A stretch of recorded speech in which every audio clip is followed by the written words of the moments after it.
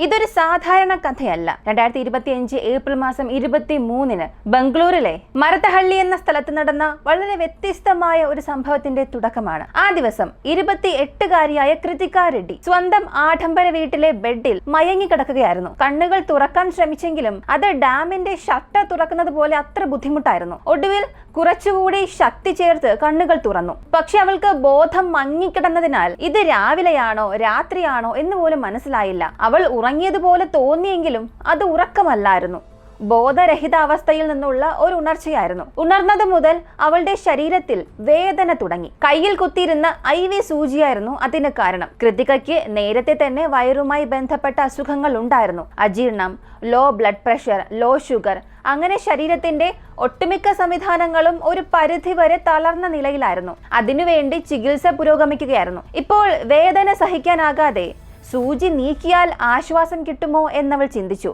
ഡോക്ടറെ വിളിക്കണമോ എന്നൊരു സംശയം തോന്നിയെങ്കിലും തളർച്ച മൂലം ഫോൺ വിളിക്കാൻ പറ്റാതെ വാട്സപ്പിൽ ഒരു മെസ്സേജ് ചെയ്തു, നീഡിൽ നീക്കാമോ എന്ന്.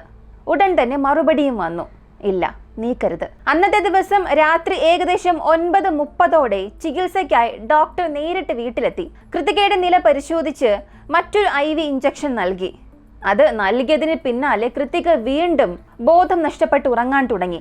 എന്നാൽ ഇത്തവണ അവൾക്ക് കണ്ണുകൾ അടയ്ക്കാൻ വളരെ എളുപ്പമായിരുന്നു. പക്ഷേ തുറക്കാൻ അവൾക്ക് സാധിച്ചില്ല. അടുത്ത ദിവസം രാവിലെ ആയിട്ടും അവൾ ഉണർന്നില്ല. ഭയന്നു പോയ അച്ഛൻ അവളെ സമീപത്തെ കാവേരി ആശുപത്രിയിലേക്ക് കൊണ്ടുപോയി. അവിടെ ഡോക്ടർ പരിശോധിച്ചിട്ട് പറഞ്ഞൊരു കാര്യം വളരെ ഞെട്ടിപ്പിക്കുന്നതായിരുന്നു. അവൾ ഇതിനകം മരിച്ചു എന്ന്. ഇതിനകം സുഖമില്ലാതിരുന്ന, വല്ലാത്ത വേദനയിലായിരുന്ന മകളുടെ ഈ ഒരു മരണം സ്വാഭാവികമായിരിക്കാം എന്ന് കരുതി അച്ഛൻ സ്വയം ആശ്വസിച്ചു. ഇങ്ങനെ കൃതികയുടെ മരണത്തിൽ ആർക്കും യാതൊരു സംശയമില്ലായിരുന്നു. പക്ഷേ റേഡിയോളജിസ്റ്റായ ഡോക്ടർ നിക്കിതയ്ക്ക് ഈ മരണത്തിൽ എന്തോ ഒരു രഹസ്യമുണ്ടെന്ന് തോന്നി. അവൾക്ക് സംശയം തോന്നിയത് കൃതികയ്ക്ക് ഇഞ്ചക്ഷൻ നൽകിയ ആ ഡോക്ടറോടായിരുന്നു. പക്ഷേ കൃതികയുടെ പിതാവ് അത് വിശ്വസിച്ചില്ല. ഇത് എങ്ങനെയാണ് സാധ്യമാവുക? ഇതിന് ഏതൊരു സാധ്യതയും ഇല്ല എന്ന് പറയാൻ തുടങ്ങി. പക്ഷെ ഒരു ഘട്ടം കഴിഞ്ഞപ്പോൾ ഡോക്ടർ നികിത പറഞ്ഞതിൽ മറ്റുള്ളവർക്കും ഒരു ചെറിയ സംശയം തോന്നി തുടങ്ങി. കാരണം ആ സംശയത്തിന് പിന്നിൽ ഒരു ഉത്തരവാദമുള്ള കാരണമുണ്ടായിരുന്നു. ആ ഒരു കാരണം എന്താണ്? കൃതികയ്ക്ക് ഇതിനകം പല അസുഖങ്ങൾ ഉണ്ടായിരുന്നു. അങ്ങനെയുള്ള ഒരു രോഗിയെ എന്തിനൊരാൾ കൊല്ലണം? അതും അവൾക്ക് ട്രീറ്റ്മെന്റ് നൽകി രക്ഷിക്കേണ്ട ഒരു ഡോക്ടർ തന്നെ അവളെ കൊന്നതായി മറ്റൊരു ഡോക്ടർ സംശയിക്കുന്നല്ലോ. അതിനെന്തായിരിക്കും കാരണം? ആദ്യം യാതൊരു സംശയവും ഇല്ലാതെ ഒരു സ്വാഭാവിക മരണം എന്ന് ചിന്തിച്ചു കൊണ്ടിരിക്കുമ്പോൾ ഡോക്ടർ നികിതയ്ക്ക് മാത്രം എന്തുകൊണ്ട് ഈ മരണത്തിൽ ഒരു സംശയം വന്നു? അടുത്തിടെ നടന്ന വളരെ വ്യത്യസ്തമായ ക്രൂരമായൊരു സംഭവം, ബാംഗ്ലൂർ മെഡിക്കൽ സമൂഹത്തെ ആകെ ഞെട്ടിപ്പിച്ചൊരു സംഭവം, സങ്കല്പിക്കാൻ കഴിയാത്ത പല ട്വിസ്റ്റുകളുള്ള ഒരു കേസ്. ഇതാണ് ഈ വീഡിയോയിലൂടെ നമ്മൾ അറിയാൻ പോകുന്നത്. ഈ വീഡിയോസിൽ ഞാൻ പറഞ്ഞ ചില കാര്യങ്ങൾ അല്ലെങ്കിൽ ക്രൈം സീൻ ഡീറ്റെയിൽസ്, വീഡിയോസ് ഇതൊക്കെ യൂട്യൂബിൽ കാണിക്കാൻ കഴിയാത്തത് കൊണ്ട് അവയെല്ലാം നമ്മുടെ ഒഫീഷ്യൽ ടെലഗ്രാം ഗ്രൂപ്പിലാണ് അപ്ലോഡ് ചെയ്യുക. യൂട്യൂബിൽ നോട്ടിഫിക്കേഷൻ കിട്ടാത്തവർക്ക് അവിടെ നിന്ന് നേരിട്ട് അപ്ഡേറ്റ് ലഭിക്കും. ഇതുകൂടാതെ ടെലഗ്രാം ഉപയോഗിക്കുന്നവർക്ക് നമ്മുടെ വാട്സ്ആപ്പ് ചാനലിലും എല്ലാം ലഭിക്കും. 2 ലിങ്കും ഡിസ്ക്രിപ്ഷനിലും പിൻഡ് കമന്റിലും കൊടുത്തിട്ടുണ്ട്. ജോയിൻ ചെയ്താൽ മതി.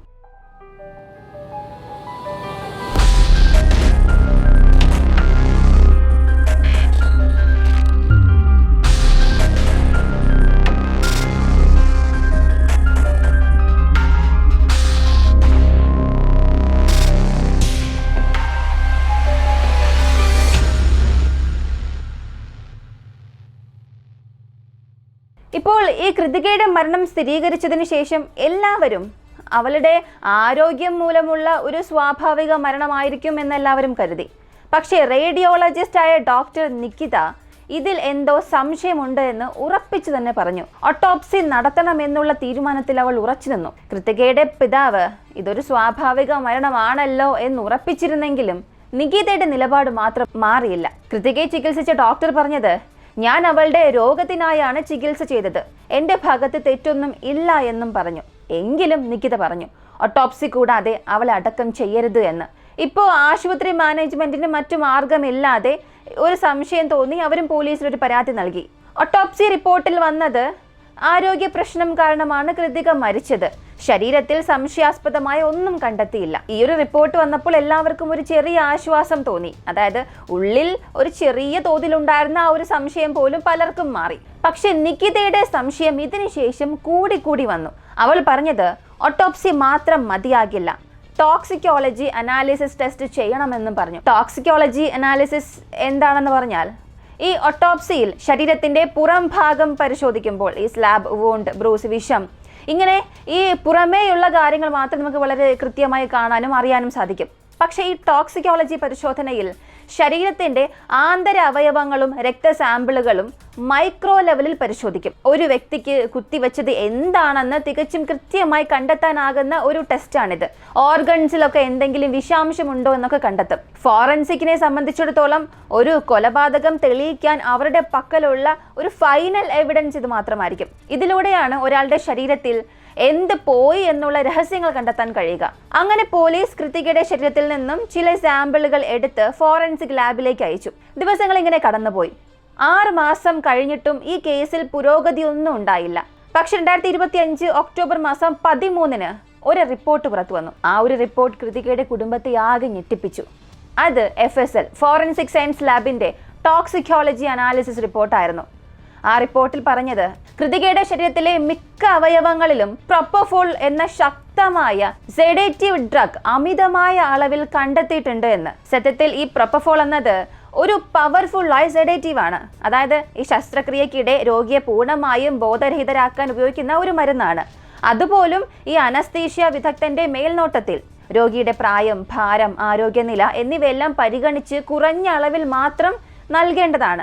എന്നാൽ ഒരു ചെറിയ വയറുവേദന മാത്രമുള്ള രോഗിക്ക്, അതും വീട്ടിൽ തന്നെ ഇരുന്ന് IV-യിലൂടെ ഇത് കുത്തിവെച്ചത് മെഡിക്കൽ എത്തിക്സിനും എതിരാണ്. ആദ്യം കൃതികയുടെ മരണം അപ്രതീക്ഷിത മരണം എന്നായിരുന്നു പോലീസ് രേഖപ്പെടുത്തിയത്. പക്ഷേ അതൊരു കൊലപാതകമാണെന്ന് ഒരിക്കലും അവർ സംശയിച്ചിരുന്നില്ല. എന്നാൽ ഫോറൻസിക് ലാബിൽ നിന്നുള്ള ഈ റിപ്പോർട്ട് കണ്ടപ്പോൾ മകളുടെ മരണം സ്വാഭാവികമാണ് എന്ന് ഉറപ്പിച്ചിരുന്ന കൃതികയുടെ അച്ഛന് പോലും അതിലൊരു സംശയം തോന്നി. അതിനാൽ ഇതുവരെയും ഒട്ടും സംശയിക്കാത്ത കൃതികയുടെ അച്ഛന് അപ്പോൾ ഇത് അപകടമല്ലേ, കൊലപാതകമാണോ എന്ന് ചോദിക്കാൻ തുടങ്ങി. എന്നാൽ ആദ്യം മുതൽ സംശയം പറഞ്ഞിരുന്ന നികിത എന്ന ഡോക്ടർക്ക് ഇപ്പോൾ യാതൊരുവിധ സംശയമില്ല. അവളുടെ സംശയം അവൾ ഉറപ്പിച്ചു. അതെ, ഇതൊരു കൊലപാതകം തന്നെയാണ്. ഇപ്പോൾ നിങ്ങൾക്കൊരു സംശയം തോന്നാം. മറ്റുള്ള ഡോക്ടർമാർക്ക് തോന്നാത്ത ഒരു സംശയം നികിതയ്ക്ക് മാത്രം എങ്ങനെയാണ് തോന്നിയത്? അതിന് പിന്നിൽ ഒരു പ്രധാനപ്പെട്ട കാരണമുണ്ടായിരുന്നു. അതായത് ഡോക്ടർ നികിത മരണപ്പെട്ട കൃതികയുടെ സഹോദരിയായിരുന്നു. അപ്പോൾ തൻ്റെ സഹോദരിയായ കൃതികയുടെ ജീവിതത്തിലെ ഒരുപാട് സംഭവങ്ങൾ നികിതയ്ക്ക് അറിയാമായിരുന്നു. അങ്ങനെ ആ ജീവിതത്തിലെ ചില കാര്യങ്ങൾ തന്നെയാണ് ഈ സംശയം നികിതയുടെ മനസ്സിൽ വിതച്ചത്. അവളൊരു സഹോദരി എന്ന നിലയിൽ വികാരപരമായി സംശയിച്ചില്ല. ഒരു ഡോക്ടറായി, പ്രൊഫഷണലായാണ് അവൾ സംശയിച്ചത്. ഇപ്പോൾ കൃതികയുടെ പിതാവിനും അവളുടെ ചികിത്സയിൽ എന്തോ തെറ്റുണ്ടെന്ന് കരുതി പോലീസിൽ പരാതി നൽകി. പോലീസ് അന്വേഷണം ആരംഭിച്ചെങ്കിലും ആ ഡോക്ടറെ ബാംഗ്ലൂർ മുഴുവൻ തിരഞ്ഞിട്ടും കണ്ടെത്താനായില്ല. അവൻ എവിടെയാണ് എന്ന് അന്വേഷിക്കുമ്പോഴാണ് മണിപ്പാലിൽ നടക്കുന്ന ഒരു കോൺഫറൻസിൽ പങ്കെടുക്കുകയാണെന്ന വിവരം ലഭിച്ചു. 2025 ഒക്ടോബർ 14-ന് പോലീസ് ആ കോൺഫറൻസിലെത്തി അവനെ അറസ്റ്റ് ചെയ്തു. അവൻ ഒരു ഡോക്ടർ ആയതിനാൽ തന്നെ നൽകേണ്ട എല്ലാ മാന്യതയും കൊടുത്തുകൊണ്ട് വളരെ ആദരവോടുകൂടി തന്നെ ചോദ്യം ചെയ്യലുകൾ നടന്നു. ആ ഡോക്ടറുടെ പേര് ഡോക്ടർ മഹേന്ദ്ര റെഡ്ഡി. അവൻ ബാംഗ്ലൂരിലെ വിക്ടോറിയ ഹോസ്പിറ്റലിനോട് ചേർന്ന institute of gastro enterology science and organ transplant, ഈ ഇൻസ്റ്റിറ്റ്യൂട്ടിൽ ജനറൽ സർജനായി ജോലി ചെയ്യുകയായിരുന്നു. ഇത് ബാംഗ്ലൂരിലെ വളരെ ഫേമസ് ആയ വിക്ടോറിയ ഹോസ്പിറ്റലിന്റെ one of the medical institute ആണ്. അതേ ഹോസ്പിറ്റലിലെ ഒരു വനിതാ ഡെർമറ്റോളജിസ്റ്റ്, ഇവിടെ ജോലി ചെയ്യുന്ന മഹേന്ദ്രയ്ക്കും അതേ ഹോസ്പിറ്റലിൽ തന്നെ ജോലി ചെയ്യുന്ന ഡെർമറ്റോളജിസ്റ്റ് ആയ, അതായത് സ്കിൻ ഡോക്ടറായി ജോലി ചെയ്യുന്ന ഒരു ലേഡി ഡോക്ടർക്കും ഇടയിൽ പ്രണയമുണ്ടാവുകയും അത് പിന്നീട് വിവാഹത്തിൽ അവസാനിച്ചു.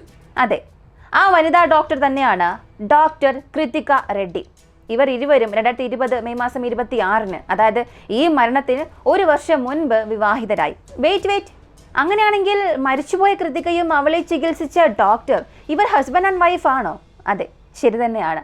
പക്ഷെ ഇത്തവണ കൃതികയുടെ പേര് ഞാൻ പറഞ്ഞപ്പോൾ എന്തെങ്കിലും വ്യത്യാസം നിങ്ങൾ ശ്രദ്ധിച്ചോ? നിങ്ങൾ ശ്രദ്ധിച്ചിരുന്നെങ്കിൽ മനസ്സിലാകും, ഞാൻ ഡോക്ടർ കൃതിക എന്നാണ് പറഞ്ഞത്. അതായത് ഇതുവരെയും രോഗിയായി കണ്ടിരുന്ന കൃതിക ഒരു ഡോക്ടറായിരുന്നു. അതിലും വിചിത്രമായൊരു കാര്യം, അവൾക്കുണ്ടായിരുന്ന ആ രോഗം, വയറുവേദന, അതുമായി ബന്ധപ്പെട്ട രോഗങ്ങൾ, അതിൽ സ്പെഷ്യലിസ്റ്റ് ആയിരുന്നു അവളുടെ ഭർത്താവായ ഡോക്ടർ മഹേന്ദ്ര. അതിനാൽ ഭാര്യയ്ക്കുണ്ടായ പ്രശ്നങ്ങൾക്ക് അയാൾ തന്നെ ചികിത്സ നൽകാൻ തുടങ്ങി. ഇപ്പോൾ എല്ലാം ഇവിടെ ശരിയാണ്, പ്രശ്നങ്ങളൊന്നുമില്ല. അങ്ങനെയാണെങ്കിൽ പ്രശ്നം എവിടെ നിന്നാണ് ആരംഭിച്ചത്? എന്തുകൊണ്ടാണ് ഡോക്ടർ മഹേന്ദ്ര തന്നെ ഭാര്യയെ കൊല്ലണം? ഇതിന് കാരണം അറിയണമെന്നുണ്ടെങ്കിൽ ഡോക്ടർ കൃതികയുടെ സഹോദരിയായ നികിത പറഞ്ഞ കാര്യങ്ങൾ നമ്മൾ അറിയണം. ഡോക്ടർ നികിതയുടെ മൊഴിപ്രകാരം മഹേന്ദ്ര കൃതികയുടെ വീട്ടുകാരോട് ഒരു ഹോസ്പിറ്റൽ ആരംഭിക്കാൻ സഹായം ചോദിച്ചു. പക്ഷെ വീട്ടുകാർ അതിനോട് സഹകരിച്ചില്ല. പക്ഷെ അതേസമയം കൃതിക സ്വന്തമായി ഒരു ക്ലിനിക് ആരംഭിക്കാൻ ശ്രമിച്ചു. ഇത് മഹേന്ദ്രയ്ക്ക് അസൂയ ഉണ്ടാക്കിയെന്നാണ് പറയുന്നത്. താൻ ഇപ്പോഴും ഒരു ശമ്പളക്കാരനായി ജോലി ചെയ്യുകയാണ്, പക്ഷെ ഭാര്യ സ്വന്തമായി ഒരു ക്ലിനിക്ക് തുടങ്ങുന്നു. ഇതിൽ അവനൊരു അസൂയ വളർന്നു വന്നു. രണ്ടാമതായി മഹേന്ദ്രയ്ക്ക് മറ്റൊരു വനിതാ ഡോക്ടറുമായി ഇല്ലീഗൽ റിലേഷൻഷിപ്പ് ഉണ്ടായിരുന്നുവെന്ന ഒരു സംശയം ഉണ്ടായിരുന്നു.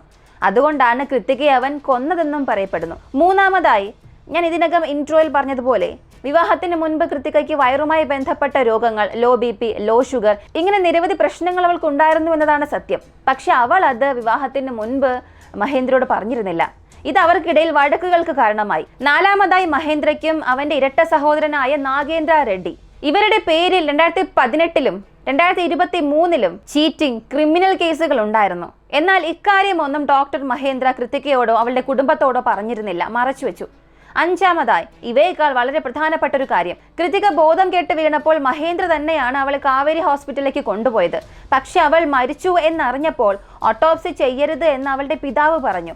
ആ സമയം അതിന് മഹേന്ദ്രയും പിന്തുണച്ചു. അവിടെ ഉണ്ടായിരുന്ന ഡോക്ടേഴ്സിനോടും പോലീസിനോടും ഒരിക്കലും ഓട്ടോപ്സി ചെയ്യാൻ പാടില്ല എന്ന് അയാൾ വാശി പിടിക്കുകയും വളരെ സ്ട്രോങ് ആയൊരു ഡിസിഷൻ എടുക്കുകയും ചെയ്തു. അപ്പോൾ ഇക്കാരണത്താൽ മഹേന്ദ്ര തന്നെയാണ് ഭാര്യയെ കൊന്നത് എന്ന് മരിച്ചുപോയ ഡോക്ടർ കൃതികയുടെ സഹോദരി ഡോക്ടർ നികിത പറയാൻ തുടങ്ങി. അങ്ങനെയാണെങ്കിൽ കൃതികയുടെ അവസാന ദിവസങ്ങളിൽ എന്ത് സംഭവിച്ചു എന്നുള്ളത് നമുക്കിപ്പോൾ അറിയാം. 2025 ഏപ്രിൽ മാസം 21 അന്ന് കൃതിക വയറുവേദനയോടെ കിടക്കുകയായിരുന്നു. അവൾ ഭർത്താവിനോട് ഹോസ്പിറ്റലിലേക്ക് പോകാമെന്നും പറഞ്ഞു. പക്ഷെ ഡോക്ടർ മഹേന്ദ്ര പറഞ്ഞത്, നമ്മൾ ഇരുവരും ഡോക്ടർമാരല്ലേ, നിനക്ക് എന്തൊക്കെ പ്രശ്നമുണ്ടോ അവയ്ക്കെല്ലാം എൻ്റെ പക്കൽ പരിഹാരമുണ്ട്, ഞാനാണ് അതിൽ സ്പെഷ്യലിസ്റ്റ്, അപ്പോൾ ഞാൻ തന്നെ നിനക്ക് ചികിത്സ നൽകാമെന്നും പറഞ്ഞു.